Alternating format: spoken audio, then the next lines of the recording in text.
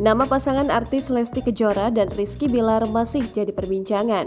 Kini, Siti KDI ikut terbawa. Bukan terkait masalah rumah tangga Lesti Kejora dan Rizky Bilar, Siti KDI dikabarkan menggantikan Lesti Kejora di Dangdut Akademi 5. Kabarnya, adik Cici Paramida itu menggeser posisi juri kontes dangdut di acara Indosiar dari Lesti Kejora. Bahkan, foto Siti KDI dipajang pihak Indonesia dalam deretan juri kontes dangdut D5 Akademi. Mengenakan gaun warna biru, Siti KDI berpose bersama para juri lainnya. Sayangnya, pihak Indosiar tak memberikan pernyataan lebih lanjut terkait kehadiran Siti KDI sebagai juri. Namun tampak di foto unggahan akun Instagram Indosiar tak ada lagi raut wajah Lesti Kejora. Bak sinyak untuk masyarakat Indonesia kalau Lesti Kejora mulai didepak pihak Indosiar. Pasalnya, imbas kasus KDRT belum lama ini membuat nama Lesti Kejora didesak untuk diboikot muncul di TV.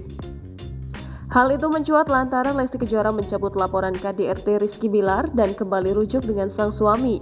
Keputusan Lesti Kejora dianggap pelin-pelan dan tidak mengedepankan hak perempuan. Namun, hal itu menjadi keputusan yang diambil Lesti Kejora.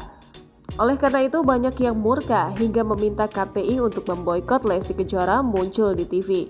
Dari unggahan Indosiar yang menghadirkan Siti KDI sebagai juri dibanjiri komentar warganet. Ada yang setuju dengan keputusan Indosiar mengganti Lesti Kejora dengan Siti KDI, namun ada pula yang masih menantikan kehadiran Lesti Kejora sebagai juri. Meski begitu, Direktur Programming Indosiar, Harsiwi Ahmad mengumumkan Lesti Kejora akan tampil di Indonesian Dangdut Award 2022.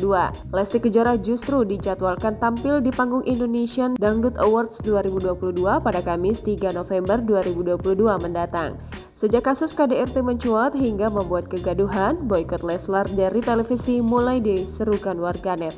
Meski begitu, tampaknya boikot Leslar tersebut tak laku untuk Lesti Kejora. Jangan lupa subscribe, share, komen, dan like ya!